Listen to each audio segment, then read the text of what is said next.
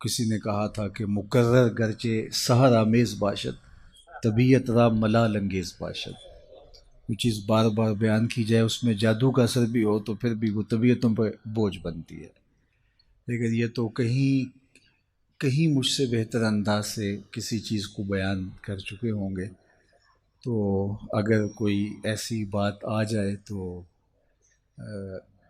مجھے آپ معاف کر دینا، اور دوسرا میں کوشش کروں گا کہ بات مختصر ہی ہو، چونکہ آگے بھی کہیں بڑھنا ہے۔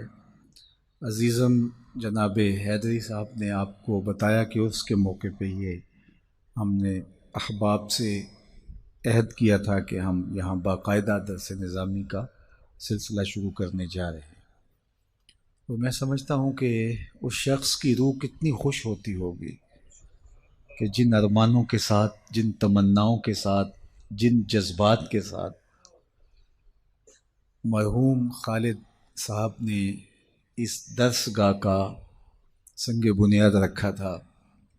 اور عمومی طور پہ ہم نے تو یہ دیکھا ہے کہ بڑے بڑے علماء کے بعد مراکز اجڑ جاتے ہیں، اور ایک نعت خواں کے بعد جو ہے اس کا مرکز عروج کی سیڑھیاں چڑھ رہا ہے۔ یقیناً جو خلوص ہوتا ہے اس کا اپنا ایک رنگ ہوتا ہے، اور اللہ تعالیٰ اسباب بھی پیدا کر دیتا ہے، دلوں میں رجحان بھی پیدا کر دیتا ہے، تو دعائیں نکلتی ہیں دل سے کہ اللہ اس شخص کی قبر کو بقعہ نور بنائے جس نے اس علاقے کے لیے یہ نورانی مرکز قائم کیا۔ اور پھر میں آپ کو بھی مبارکباد دیتا ہوں، آپ کو خراج تحسین بھی پیش کرتا ہوں کہ آپ نے ان کے ساتھ جو وفا کا رشتہ قائم رکھا ہوا ہے۔ عموماً لوگ زندگی میں تو لوگوں کے ساتھ ہوتے ہیں، لیکن انتقال کے بعد وہ ربط کمزور ہو جاتا ہے، لیکن آپ کا رشتہ اتنا گوڑا تھا کہ انتقال کے بعد بھی وہ رشتہ کمزور نہیں ہوا۔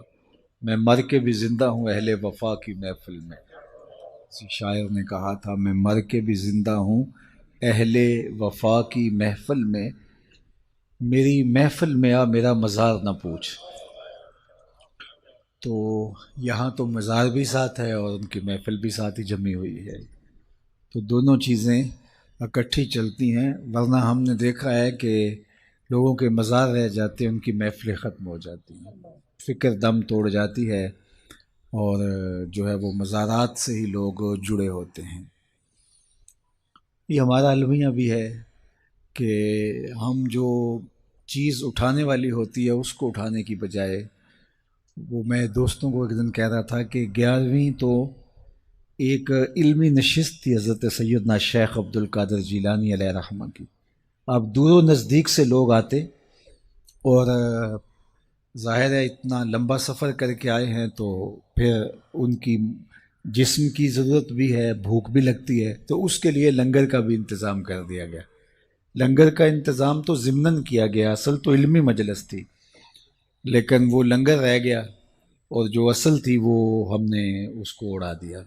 تو یہ مزاج ہوتا ہے ہمارا، یہ لوگ عمرے سے واپس آتے ہیں، حج سے واپس آتے ہیں، تو واپس آ کے وہ وہاں کی باتیں سناتے ہیں، تو مجھے بعض کا بڑا ہوتا ہے، میں دوستوں کہتا ہوں کہ بس اپنا اپنا ظرف ہوتا ہے، تو آ کے وہ سنا رہے ہوتے ہیں کہ بس وہ مدینہ شریف میں بیٹھا ہوا تھا، میرے دل میں آیا کہ بریانی ملے، تو ایک آدمی بریانی لے کے آ گیا، میرے دل میں آیا کہ کوئی جو ہے وہ مجھے پائے مل جائیں، تو وہاں تو لجپال ہیں، اور بس یہ دل میں آنے کی دیر تھی، تو ایک صاحب آئے کہ آپ سب پائے کھانے، تو میں ان کے ساتھ چلا گیا، اور ماشاءاللہ اتنے پائے، اور یہ مجھے اس سے کوئی اعتراض نہیں ہے، کوئی پائے کھائے تو مجھے کیا نقصان ہے، اور مجھے کوئی اس سے غصہ بھی نہیں ہے، اور دوسرا سرکار کی در سے دنیا اور دین دونوں نعمتیں ملتی ہیں، لیکن مجھے افسوس ہے کہ وہاں بھی پائے ہی کھانے گئے تھے، وہاں بھی جو ہے وہ زردے متنجن اور بریانیوں کی تلاش میں گئے تھے،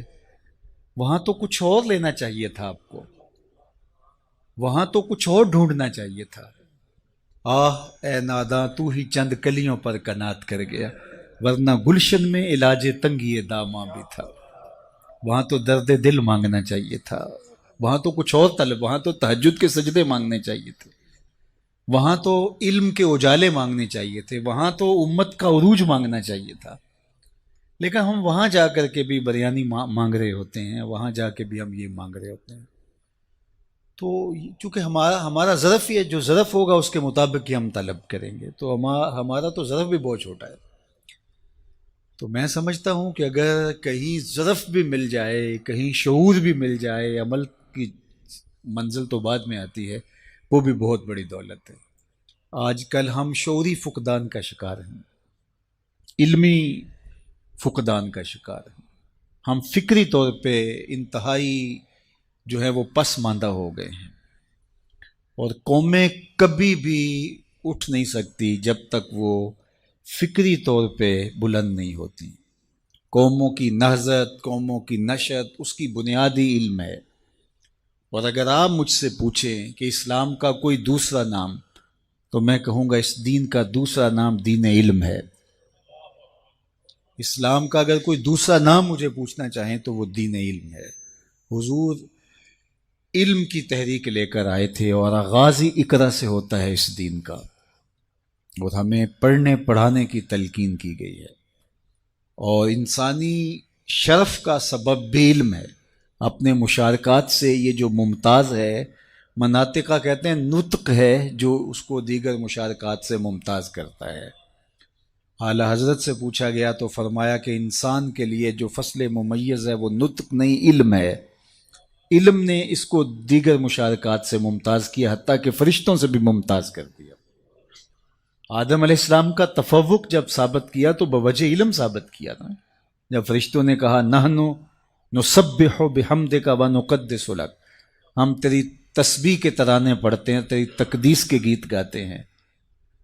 اپنی وفاداری بیان کی، اللہ کی عبادت کا جو ان کا ذوق تھا اس کو بیان کیا، لیکن اللہ نے کیا کہا؟ جو میں جانتا ہوں وہ تم نہیں جانتے۔ اور پھر کیا ہوا؟ وَعَلَّمَ آدَمَ الْأَسْمَاءَ كُلَّهَا، آدم علیہ السلام کو مختلف اشیاء کے نام سکھائے، اور پھر وہ چیزیں پیش کی فرشتوں کے سامنے کہ ان چیزوں کے نام بتاؤ۔ وہ نہیں جانتے تھے، تو کہا کہ اے آدم تم ان چیزوں کے نام بتاؤ۔ تو جب انہوں نے بتائے تو کہا میں نے کہا تھا میں زمین و آسمان کی پوشیدہ چیزوں کو جانتا ہوں۔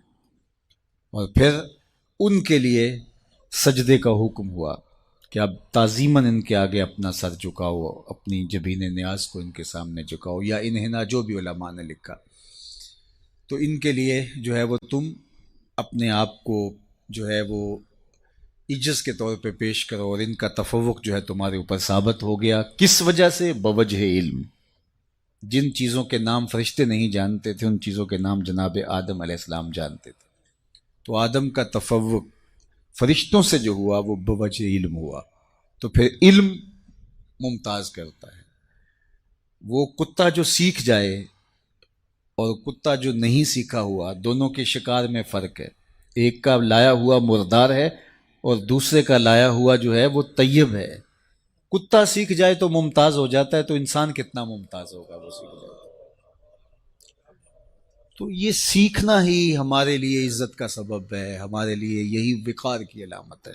امام فخر بن رازی نے لکھا کہ وہ چیونٹی جس نے کہا تھا جلدی جلدی اپنی بلوں میں داخل ہو جاؤ، کہیں پیغمبر کا لشکر جو ہے وہ تمہیں اپنے پاؤں تلے کچل نہ دے، عدم آگہی کی وجہ سے، یعنی ان کا التفات نہ ہو، توجہ نہ ہو، اور وہ تمہیں اپنے پاؤں تلے رون ڈالے۔ یہ چیونٹی نے کہا۔ 3 فرسخ دور ابھی لشکر تھا، اور چیونٹی نے پہلے سے ہی اس کو محسوس کیا اور اپنی ہم جولیوں سے کہا۔ اللہ اکبر! حضرت سلیمان علیہ السلام نے اس بات کو سنا، فتبسم ضاحکا من قولہا، اور اس کو سن کے مسکرا بھی پڑے۔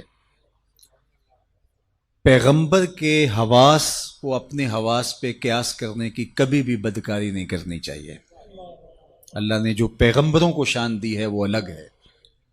ہمارے کان کے پردے پہ بھی چیونٹی رکھ دی جائے تو ہم نہ سمجھ پائیں کہ وہ کیا بول رہی ہے۔ 3 فرسخ دور 9 میل بنتا ہے، 14-15 کلومیٹر بنتا ہے۔ اتنی دور سے چیونٹی نے کہا کہ جلدی جلدی اپنے بلوں میں داخل ہو جاؤ، اللہ کے نبی کا لشکر بے خبری میں کہیں تمہیں کچل نہ ڈالے۔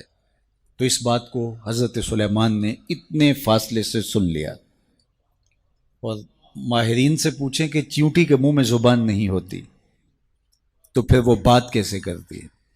یا تو یہ کہ وہ منہ سے منہ لگا کے اپنے لعاب کو جوڑتی ہے تو اس سے ڈیٹا ٹرانسفر ہوتا ہے، یا پھر جو ہے وہ اپنے سامنے والی دو ٹانگوں کو جو مہین سے بال ہوتے ہیں ان کو رگڑتی آپس میں، اور اس سے جو آواز پیدا ہوتی ہے اس سے اپنی ہم جولی کو کوئی میسج دے رہی ہوتی ہے۔ پیغمبر کی شان یہ ہے کہ 3 فرسخ دور سے چیونٹی کے مہین سے باریک سے دو بالوں کے رگڑنے سے جو آواز پیدا ہو اس کو اتنی مسافت سے سن بھی لیتا ہے، اس سے جو مفہوم نکلتا ہے اس کو سمجھ بھی لیتا ہے۔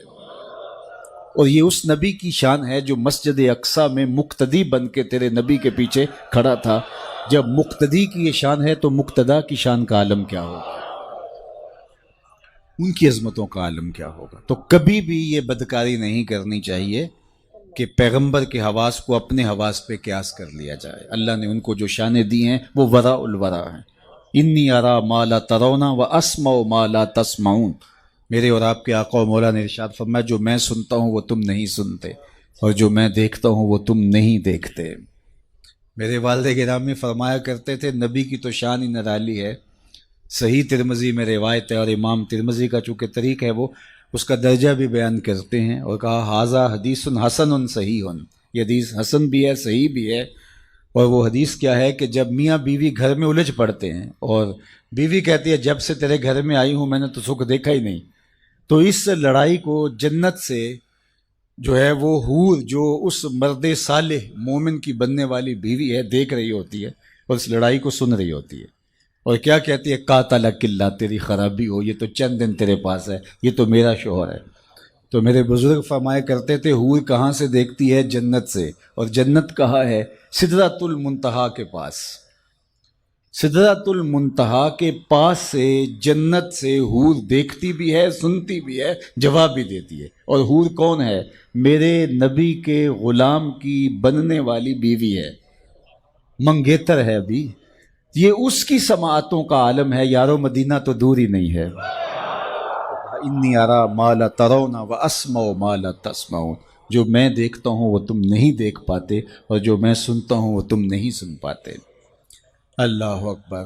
حضور صلاۃ الاستسقاء پڑھانے لگے نا تو ہاتھ حضور نے آگے بڑھا لیا، پھر پیچھے کھینچ لیا، سلام پھرا تو پوچھا گیا حضور آپ نے ہاتھ آگے بڑھایا تھا پھر کھینچ لیا، کہا جنت میں کھجوروں کا ایک خوشہ لٹک رہا تھا، میں تمہارے لیے توڑنے لگا، اور اگر توڑ لیتا تم قیامت تک کھاتے رہتے، ختم نہ ہوتا، پھر میں نے چھوڑ دیا، میں نے کہا نہیں قیامت کو ہی صحیح۔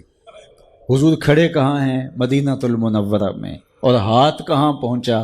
جنت میں، اور جنت کہاں ہے؟ سدرۃ المنتہا کے پاس۔ میں اور آپ ہاتھ اٹھائیں تو ہمارا ہاتھ 3 فٹ پہنچتا ہے، ہاں نظر پہلے آسمان کے دوسرے آسمان کے ستارے بھی دیکھ لیتی ہے، میرا ہاتھ 3 فٹ تک پہنچتا ہے، نظر تیسرے آسمان تک پہنچتی ہے، اور جس کا ہاتھ جنت تک پہنچتا ہے اس کی نگاہ کہاں تک پہنچتی ہے؟ اس کی نگاہوں کا عالم کیا ہو؟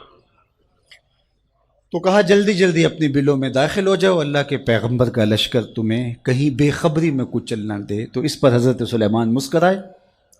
اللہ اکبر۔ تو امام فخر الدین رازی علیہ رحمہ فرماتے ہیں کہ اس چیوٹی کو اس بات کا علم تھا کہ پیغمبر کی صحبت پانے والا لشکر جان بوجھ کر ننھی جان کو بھی ضائع نہیں کر سکتا، اس لیے اس نے کہا کہیں بے خبری میں نہ ماری جاؤ، کہیں بے خبری میں نہ کچلی جاؤ۔ تو یہ چیونٹی کو بھی علم تھا، اس علم کی وجہ سے قیامت تک آنے والی چیونٹیوں کا اس چیونٹی کو سردار بنا دیا گیا، یہ شعور رکھنے کی وجہ سے کہ پیغمبر کی صحبت میں بیٹھنے والا لشکر جان بوجھ کے ننھی جان کو بھی ضائع نہیں کر سکتا۔ اللہ اکبر۔ یہ ادراک، یہ شعور ایک چیونٹی بھی رکھ سکتی ہے، لیکن ایک تنظیم کے قائد کو کیوں نہیں پتا؟ یہ تو ایک چیونٹی کو بھی علم ہے۔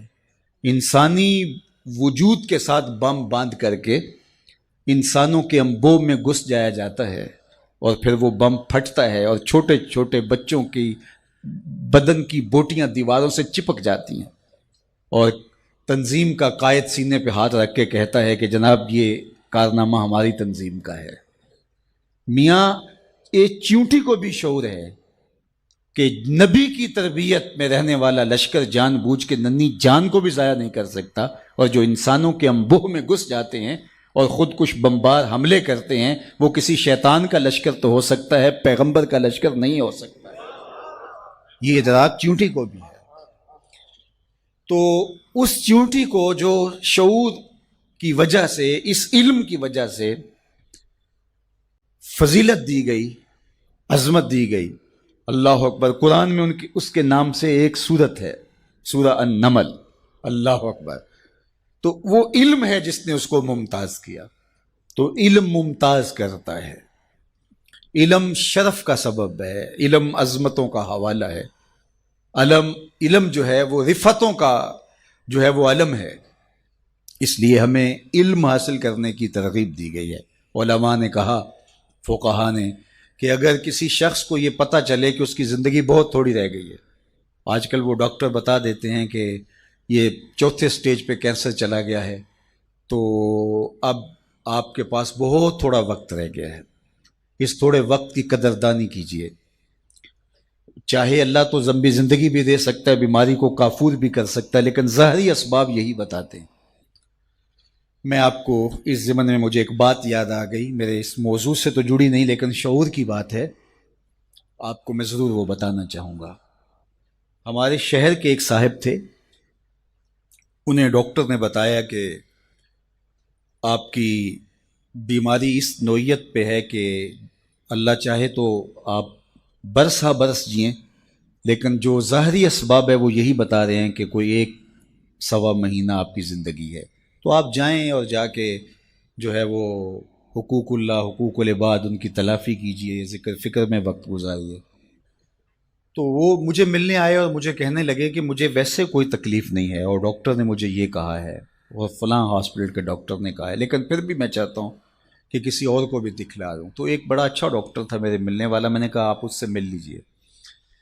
تو انہوں نے مجھے فون کیا کہ جو حضرت آپ کے بھیجے ہوئے تھے تو وہ بالکل ایسی ہی پوزیشن ہے، کوئی 1 ماہ کے مہمان ہیں، تو باقی انہیں تکلیف ہو تو داخل بھی کیا جا سکتا ہے، لیکن کوئی تکلیف وہ کہتے ہیں مجھے نہیں ہے، تو ٹھیک ہے وہ اپنی زندگی گزاریں اور اللہ اللہ کریں، ذکر فکر میں لگے۔ تو وہ بعد میں میرے پاس آئے، مجھے کہنے لگے ڈاکٹر نے مجھے یہ کہا، تو میں نے کہا میری بھی ان سے یہی بات ہوئی ہے۔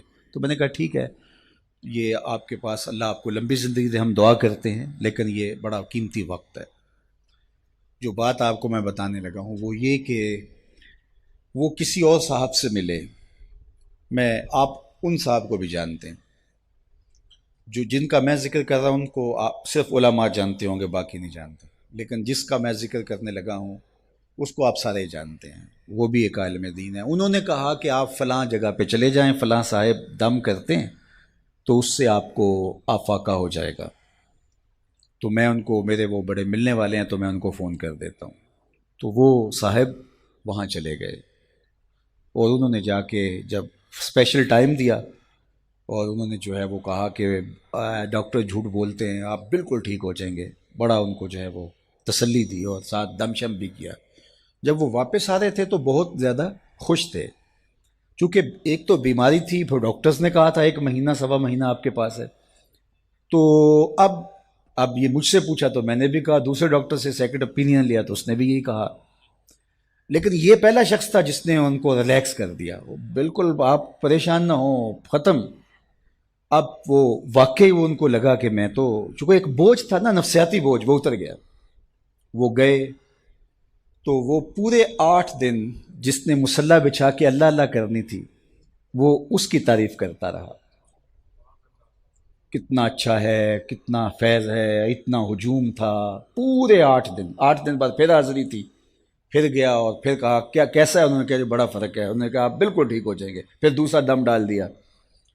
تو اگلے 8 دن بھی وہ اس کی تعریف کرتے رہے، پھر اگلے ہفتے گئے، چوتھے ہفتے واپس آ رہے تھے، راہ والی طبیعت خراب ہوئی، پھر ان کا انتقال ہو گیا۔ تو مجھے خبر ملی اور مجھے سارا واقعہ کسی نے سنایا، تو میں نے کہا اس ظالم نے 1 مہینے اس شخص نے جو اللہ کا ذکر کرنا تھا وہ چھین لیا اس سے. اس نے جو مصلی بچھا کے جو ہے وہ اللہ سے لو لگانی تھی وہ چھین لی. اسی لیے فاسقوں کے پاس، ایسے لوگوں کے پاس جانے کی یہ کم نحوست ہے.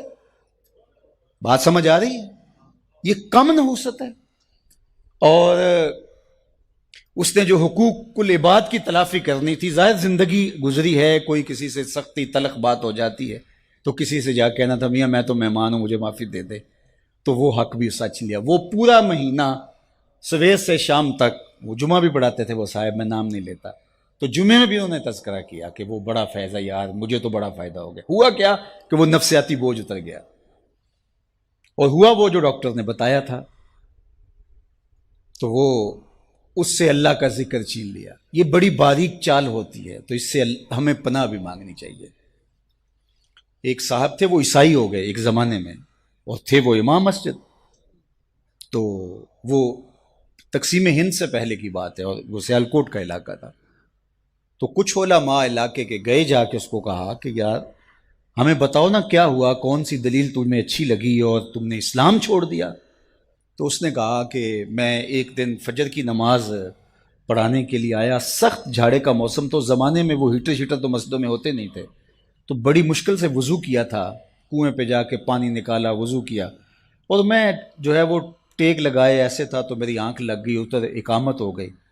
تو اب اگر میں وضو کرنے جاؤں تو ویسے نفس بھی نہیں مان رہا تھا، اور نمازیوں کا اپنا پریشر ہوتا ہے، تو میں اٹھا اور نماز پڑھا دی. لیکن میرے دل میں بڑا ڈر لگا کہ میں نے مصلی رسول کی توہین کی ہے تو مجھے میرے اوپر کوئی عذاب آئے گا.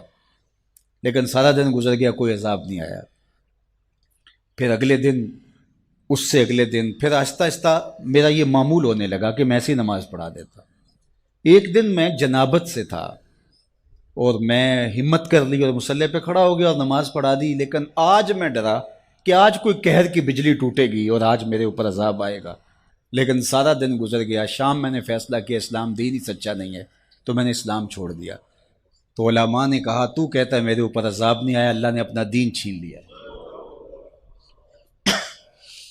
تو سمجھتا ہے میرے اوپر عذاب کوئی نہیں آیا، اللہ نے اپنا دین چھین لیا. اللہ کسی سے توفیق سلب کر لے، یار تھپڑ تو اس کو ماریں گے نا، اس بچے کو جس کو آپ داخلہ جس کا ختم نہیں کرتے. کان تو اس کو پکڑائیں گے جس کو آپ اپنا بچہ سمجھیں گے، اور جس کو آپ نکال ہی دیں گے، نہ اس کو تھپڑ ماریں گے، نہ اس کو سزا دیں گے، نہ اس کو کان پکڑوائیں گے، نہ اس کو فائن کریں گے. فائن تو اسی کریں گے جس کو اپنا سمجھیں گے. تو اگر ٹانگ ٹوٹ جائے، کوئی اور نقصان ہو جائے، تو یہ تو اللہ کا ایک پیار کا روپ ہے کہ وہ تجھے سمجھاتا ہے، تنبیہ کرتا ہے تجھے. لیکن اس نے تجھ سے اپنا دین ہی چھین لیا، اس سے بڑا عذاب کیا ہو سکتا ہے؟ تو میں آپ سے یہ کہوں گا ان عاملوں سے بچو. اتنی باریک چالیں ہیں ان کی. اور اب ہوا کیا کہ ان کے اوپر ایک نفسیاتی بوجھ تو تھا کہ ایک مہینہ میری زندگی ہے، تو اس نے وہ اتار پھینکا، وہ کچھ نہیں ہوگا آپ کو، تیرے پاس کیا دلیل ہے کہ کچھ نہیں ہوگا؟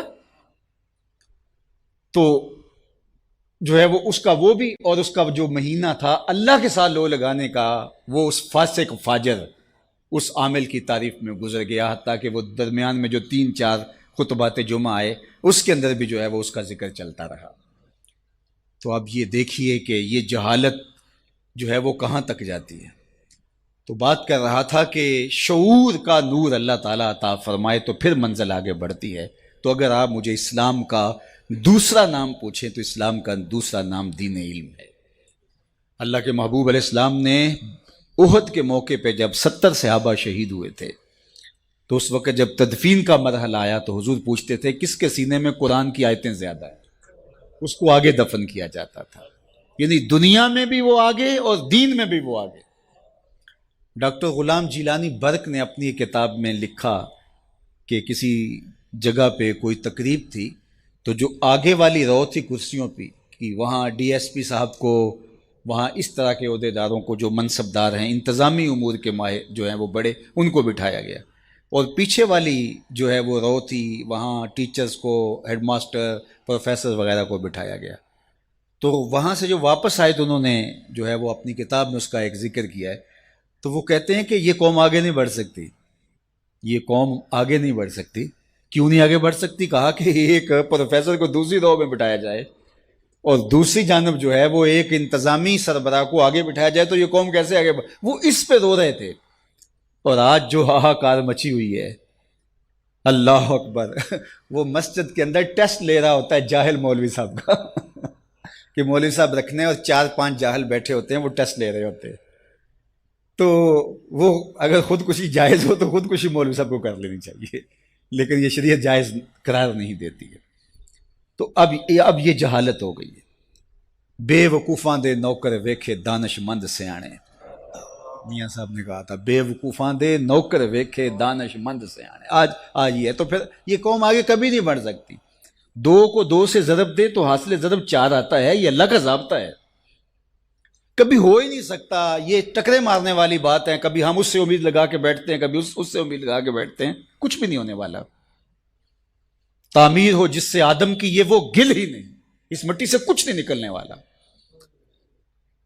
جب تک ہم علم کی طرف نہیں آئیں گے، علم کی تکریم نہیں ہوگی، علم کی عزت نہیں ہوگی، علماء تیار نہیں ہوں گے، اور عصری دینی تکوینی ہر طرح کے فنی علوم، سب طرح کے علوم جب تک نہیں سیکھیں گے، کبھی بھی ہماری تقدیر نہیں بدل سکتی. یہ بات طے شدہ ہے. 2 ضرب 2 کے حاصل ضرب کی طرح ہے، اس میں کوئی دوسری رائے نہیں ہے. ہم احمقوں کی جنت میں رہتے ہیں کہ ہم سمجھتے ہیں کہ شاید ہم ایسے ہو جائیں، ایسے ہو جائیں. شارٹ کٹ سے کچھ نہیں ہوتا. جن قوموں نے آج عروج پایا ہے ان کی تاریخ پڑھ لیں، ایسا ہی ہوا ہے.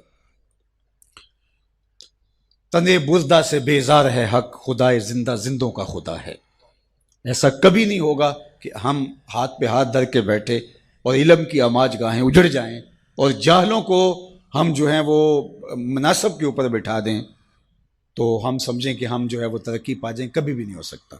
اس لیے ہمیں علم کی آماج گاہوں کو آباد کرنا ہوگا. اب جو معاشرے میں پھیلا ہوا ہے، ہم اگر اس کو دیکھیں تو ہم تو مایوس ہو جاتے ہیں کہ ہم کیا کر سکتے ہیں. جب اتنا کچھ پھیلا ہوا ہے تو صرف ہمیں ہمارے حصے کا کام کرنے کا کہا گیا ہے.